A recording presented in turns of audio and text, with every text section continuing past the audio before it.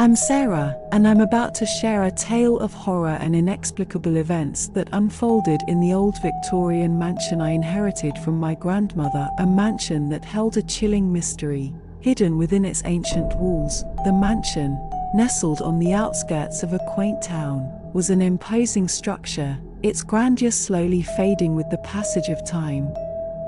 My grandmother, a stoic and reserved woman, had lived there alone for as long as I could remember. She had rarely spoken of the house's history, and as a child, I was too afraid to ask. After my grandmother's passing, I moved into the mansion, hoping to find solace in its familiar halls. Little did I know, I was stepping into a nightmare waiting to unravel. The unsettling occurrences began shortly after my arrival.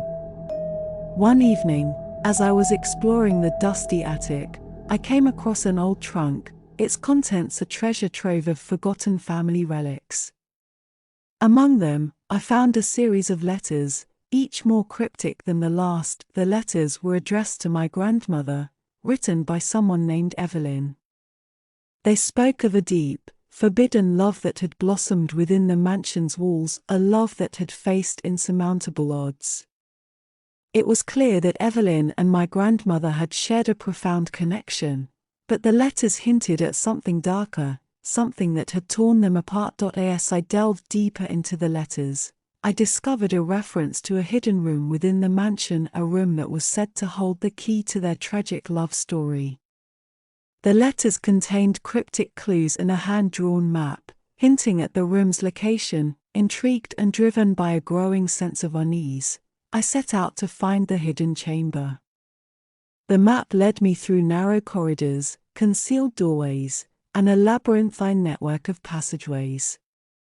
It was as if the house itself was guiding me, revealing its long-held secrets. Finally, I reached the hidden room, a small, dimly lit chamber that appeared to have been untouched for centuries.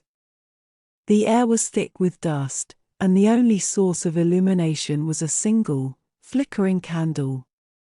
The room was adorned with eerie symbols etched into the walls, symbols I couldn't decipher. In the center of the room stood an antique mirror, its surface covered in a thick layer of grime. As I wiped away the dust, I gasped at my reflection. The mirror revealed not just my own image but that of another, an ethereal, ghostly figure that mirrored my every move. Fear gripped me as I realized I was not alone in the room. The figure in the mirror was Evelyn, the mysterious lover from the letters. She looked at me with hollow eyes, her gaze filled with longing and sorrow. "Evelyn," I whispered, my voice trembling. In response, the ghostly figure in the mirror reached out a hand, its fingers passing through the glass as if it were water. I hesitantly extended my own hand, and our fingertips touched, a cold, electric sensation coursing through me. Evelyn's lips moved, and I strained to hear her whispered words.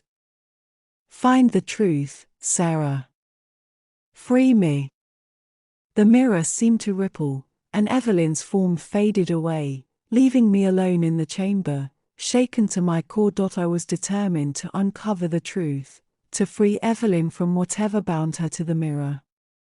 The symbols on the walls hinted at a ritual, and I began to research their meaning, piecing together the fragments of a dark and ancient practice. As I delved deeper into the mystery, I realized that the ritual required a sacrifice, an exchange of souls that would allow Evelyn to break free from the mirror's confines. The sacrifice had been my grandmother, and Evelyn had been trapped in the mirror as punishment for their forbidden love. With trepidation, I conducted the ritual, reciting incantations and performing the required actions.